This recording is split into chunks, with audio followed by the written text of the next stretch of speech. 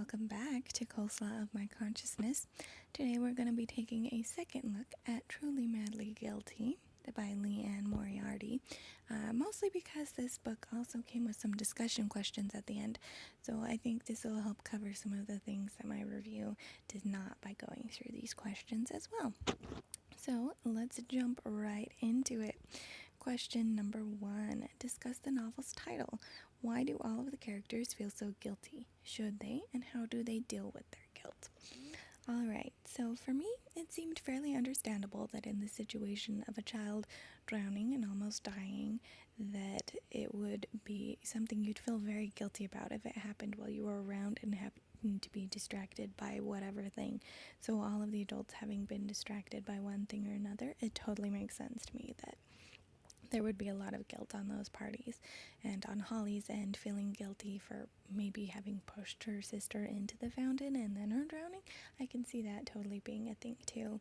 And of course little Dakota, who had been watching them and then took a break from watching them and thought that the adults would be watching them. Yeah, I can totally see the guilt on everyone's part.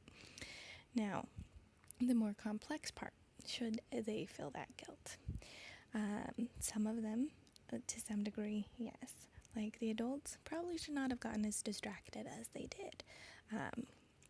Dakota, I don't think, had any real fault in the matter, and Holly was just being a kid, so their guilt seems fairly unfounded, though it's still understandable that, especially as a child, something like that happening, you'd feel guilt. But the adults maybe should have been watching a little bit more and should feel a little bit guilty to help them watch better the next time. But I mean, accidents do happen, and you can't always control these things. So, to some degree, I don't know that they could have avoided the accident and all of that.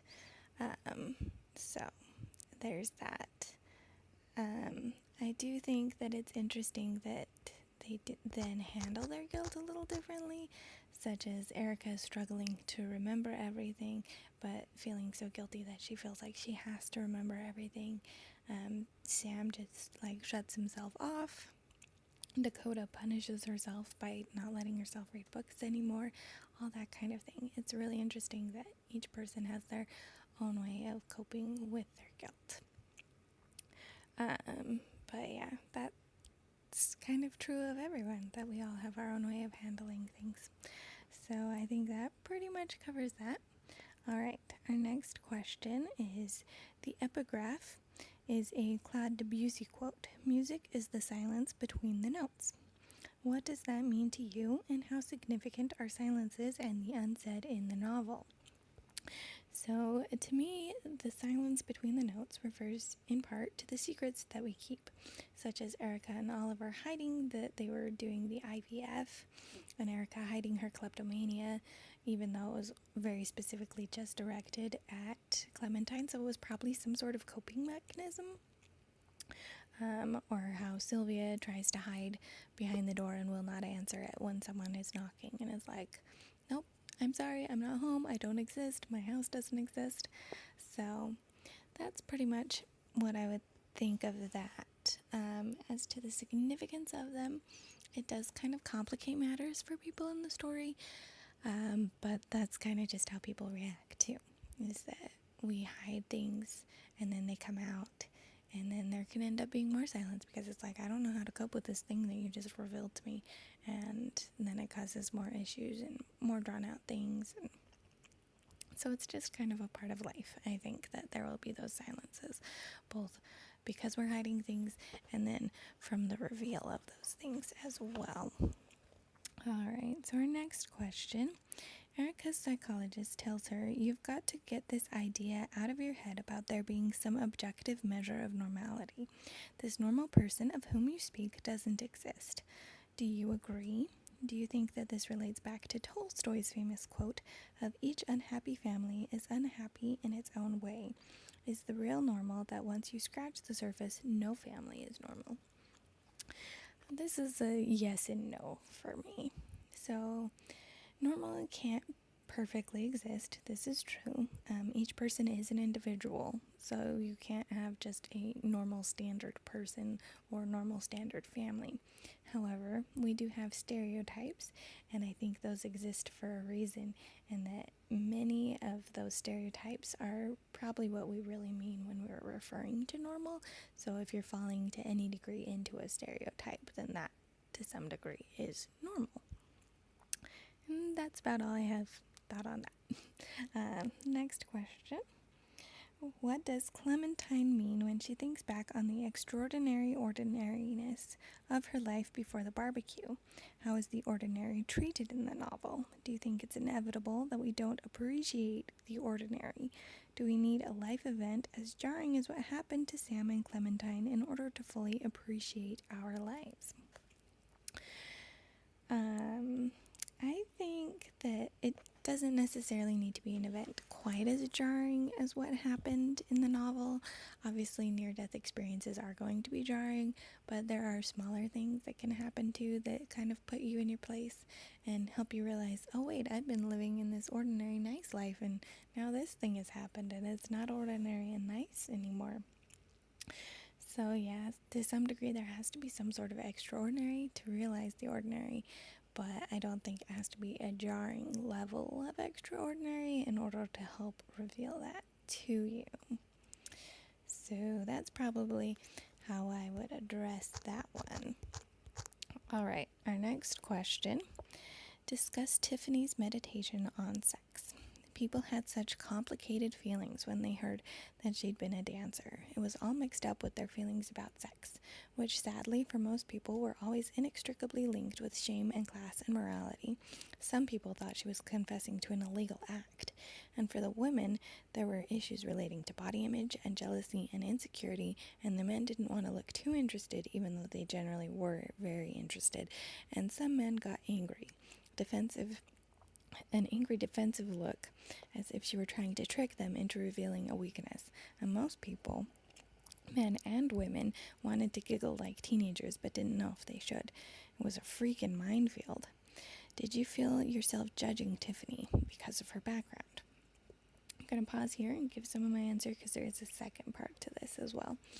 Personally, I don't think I judged Tiffany for her profession as a dancer.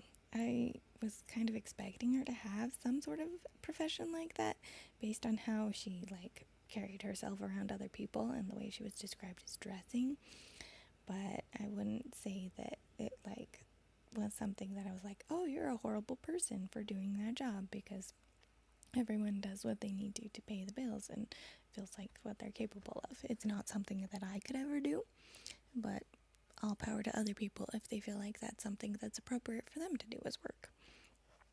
All right, and now the second part of the question. The second part of the quote touches on women's body issues, a recurring theme in Moriarty's novels. Why do you think she so often includes it in her novels? Do you think that men have similar issues with their bodies?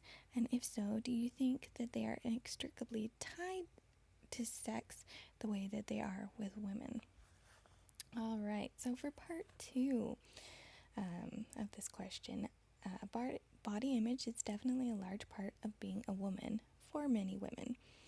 Men seem to suffer more from athletic stereotypes and bald stereotypes so far as body image goes, but I do think that there's expectations and frustrations there for men as well.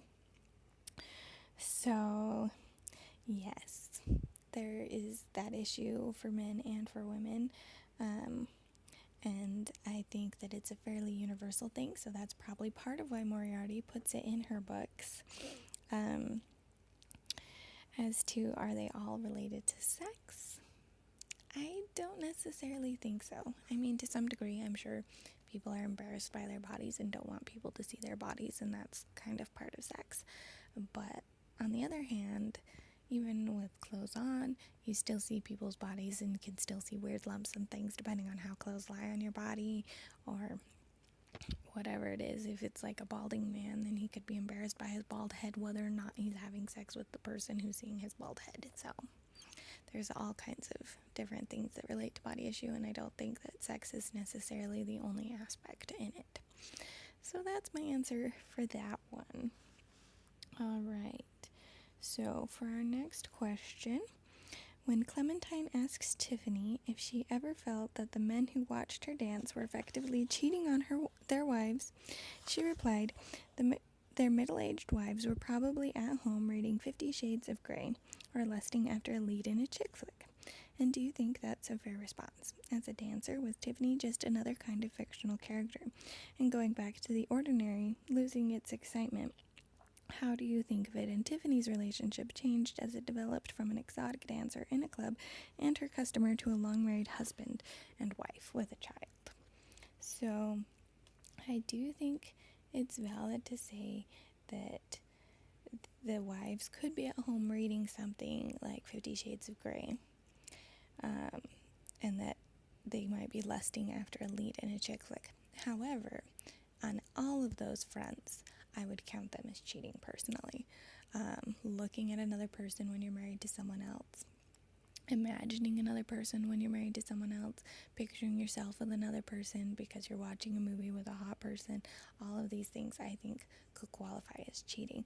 So I don't think it's necessarily good that the relationship is that way, but I know that for some people that's just what they do and they don't think of it as cheating. But for me personally, pretty much all those circumstances I would quantify as cheating on each other. So it's not something that I'd want me and my partner participating in, but I do know that that happens.